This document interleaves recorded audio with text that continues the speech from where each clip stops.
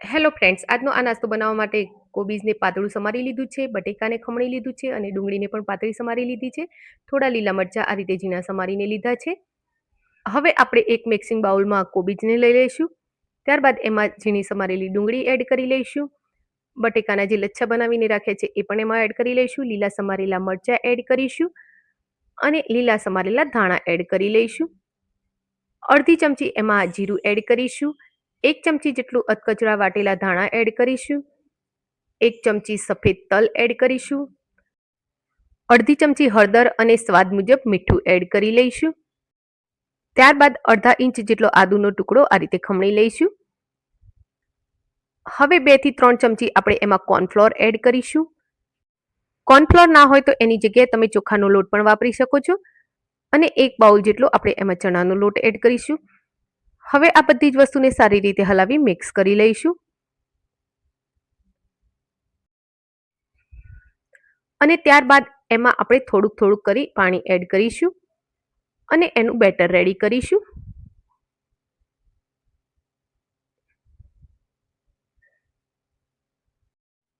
તો આ ટાઈપનું આપણે એનું બેટર રેડી કરવાનું છે. હવે એમાં 2 ચપટી જેટલા ખાવાના મીઠા સોડા એડ કરીશું અને તેને હલાવી મિક્સ કરી લઈશું. પેનમાં તેલને ગરમ થવા મૂકેલું છે અને તેલ ગરમ પણ થઈ ગયું છે. તો હવે આપણે સહેજ પણ વાર કર્યા વગર આના પકોડા રેડી કરીશું. તો એના માટે હાથમાં આ રીતે આપણે પોષણ લઈશું અને આ રીતે એને સારો એવો શેપ આપતા ગરમ ગરમ તેલમાં મૂકી દઈશું.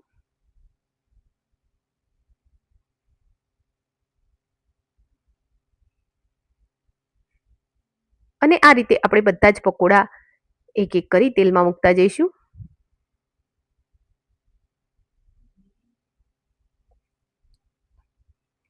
થોડી વાર પછી આપણે એને પલટાવી લઈશું અને એને બીજી સાઈડેથી પણ સહેજ ચડવા દઈશું.